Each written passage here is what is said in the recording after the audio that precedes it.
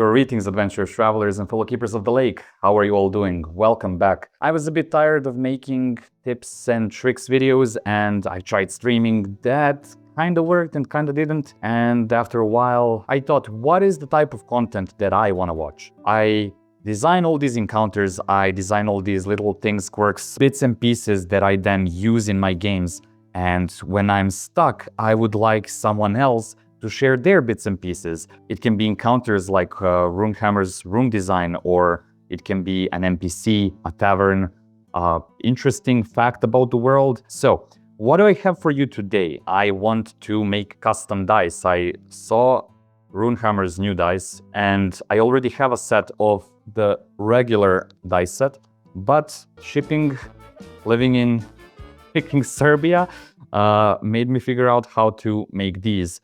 And you will see a bunch of different dice on the table. I don't know how, yeah, there is a camera there as well. I don't know how well you see them, but these ones were for things in Redmark. They have the symbols of skills and aspects. Redmark is the game that we are working on, me and my friend. And these ones are what Runehammer talked about in his video. So a direction die and a tactics die. I will cover both of them and my expansion of the topic in different plug and play videos. But today I want to show you how I make these. It's pretty simple, takes just a little bit of time and creativity, and you don't even have to be good at it. Like, look at these drawings, look at this. This is, yeah, but it still works. So, what do you need? Some Mod Podge or any type of PVA glue. You need some papers, scissors, something to draw with, and if you don't want to get your hands dirty, you need some gloves. And of course, they're black. I mean, it's kind of my thing. And I'm aware I got a bit fat for this shirt. I'm like holding my breath in while talking to you.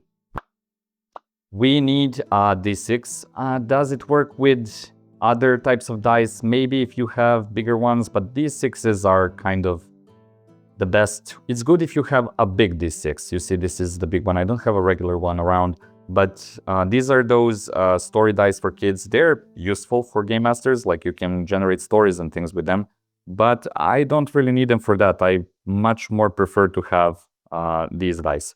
So what I usually do is just outline this die. Let's see, black is good.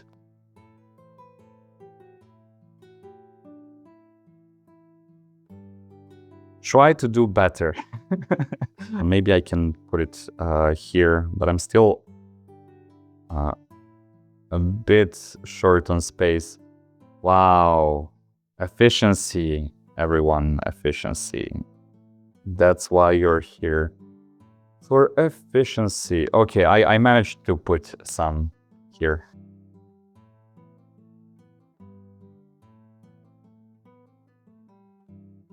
And you'll see that I'm not really making, what do you call them, rectangles. I'm kind of making almost like circles. I'm beveling these corners quite a lot. Ideally, don't use a marker because it will actually be visible on both sides. See, let's do a direction die, but with a little bit of spice. And then in the next video, we will cover how to use it.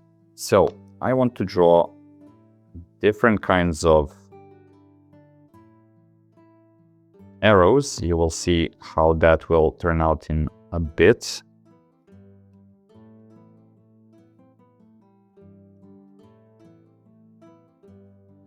These are my 6 faces. So what I'm going to do is, first I will put this here. I will take a bit of Mod Podge, and then we're gonna just rub it onto the die on one face.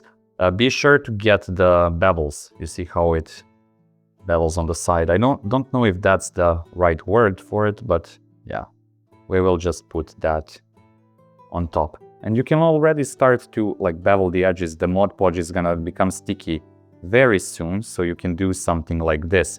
I don't know if you can see what is happening here, but I'm kind of making a little hat for the die, like so. Bam.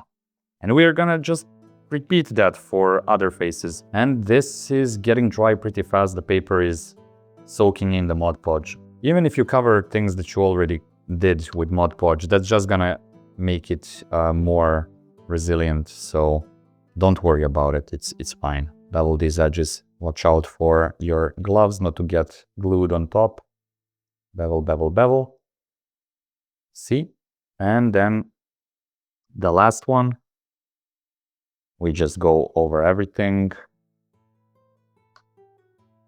with the drawing. You will see sometimes you get these, like there is no Mod Podge here, so I have to go into the crack, adjust a little bit with the brush.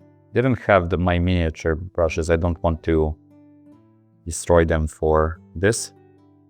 So you just bevel, bevel, bevel, bevel. You will see some Mod Podge is leaking, that's fine. And now you have a bunch of places, cracks, where you can fill with a little bit more Mod Podge. You just go like in the opposite direction of the crack and it will just go underneath. And then the moment of truth. Now we have a lot of Mod Podge and this looks horrible. So you just put it in your hand and you don't press. You just do this, but you don't press a lot.